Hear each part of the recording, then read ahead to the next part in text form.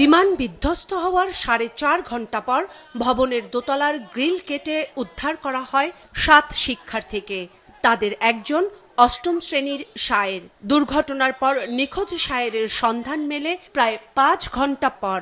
সেই পাথর সময়ের পুরোটাই বিধ্বস্ত স্কুল ভবনের সামনে নিথর দাঁড়িয়েছিলেন বাবা সেলিম জাহিদ। যেই ভবনে বিমান বিধ্বস্ত হয় আমার ছেলেটা সেই ভবনের দোতলায় ছিল।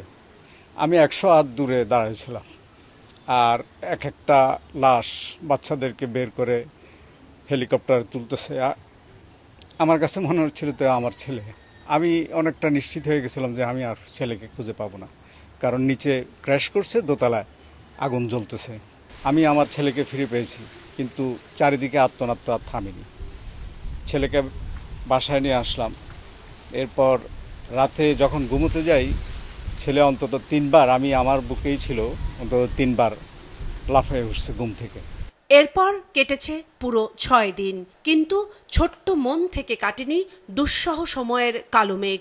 সচেতন অভিভাবক সায়েরের সংবেদনশীল মনের সঙ্গী হয়েছেন নিজেদের পুরোটা দিয়ে। মাঝে মাঝে বলে একটু চাপা, বলে কিভাবে বের হয়েছে, বের হয়ে 2টা মাথা দেখছে, তারপর কাশি দিলে এখন রাবারের গন্ধ বের হয়, এই জিনিসগুলো বলছে। আমরা ডাক্তারের পরামর্শ নিয়েছি, নিজেরাও তাকে চোখে চোখে রাখতেছি, একটু সঙ্গ দেয়া, এখন সে যা করতে চায়, তার কাছে যা ভালো লাগে সেটা করতে দেয়া, সেগুলো করতেছি। হতাশ হতে দেয়া যাবে না, জিনিসটা চাপা দেয়া যাবে না। ওর ভিতরে যে কষ্টটা আছে, ও যদি এটা প্রকাশ না করে, তাহলে এর সাফোকেশন যেটা হয় সেরকম কিছু একটা ঘটবে, সেটা করতে দেয়া যাবে না। সব কিছু স্বাভাবিকভাবে স্মুথলি তাকে আগায় নিতে হবে।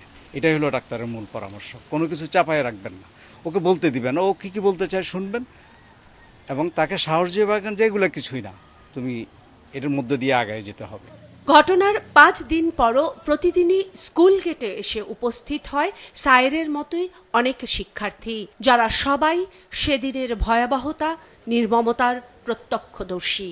বিমানটা কেন এখানেই ক্র্যাশ হইতে হলো? এত বড় মাঠ আমাদের ওইখানে পড়তে পারতো। রাত্রে যখন শুই তখন আমার মনে হয় যে যে ওদের চিৎকারগুলো আমার কানে এখনো বাজে। ঘুমাতে পারছি না, কোনো কাজে অ্যাটেনশন দিতে পারছি না। আমাদের যে পরীক্ষা চলতেছে, আমাদের পরীক্ষা পোস্টপোন করে দিছে, কিন্তু আমি যে সেই টাইমটুকুতে যে পড়বো, আমি তো এক্সট্রা টাইম পাইছি পড়াশোনা, আমি সেই মেন্টালিটিতে নাই, আমার কোনো কিছু করাতে নাই।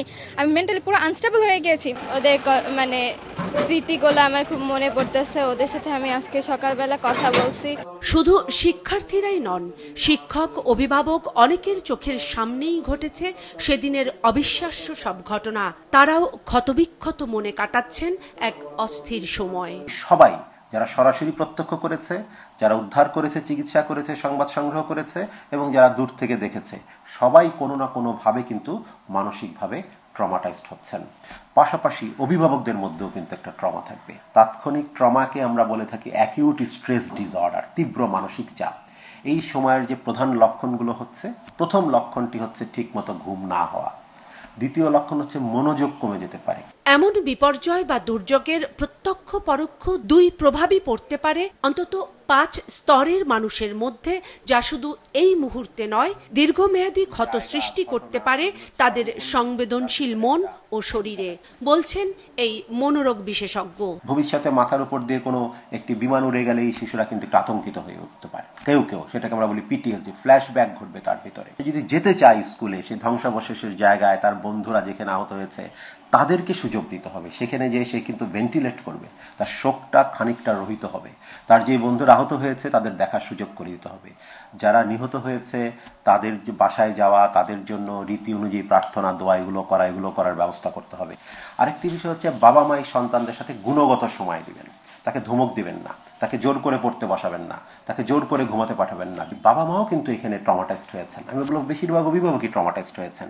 তাদের নিজের মানসিক স্বাস্থ্যের যত্নটা নিতে হবে।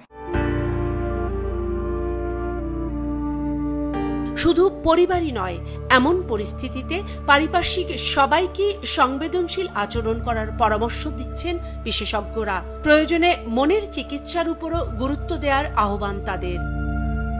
কাউসার সোহেলি, মাছরাঙ্গা সংবাদ, ঢাকা।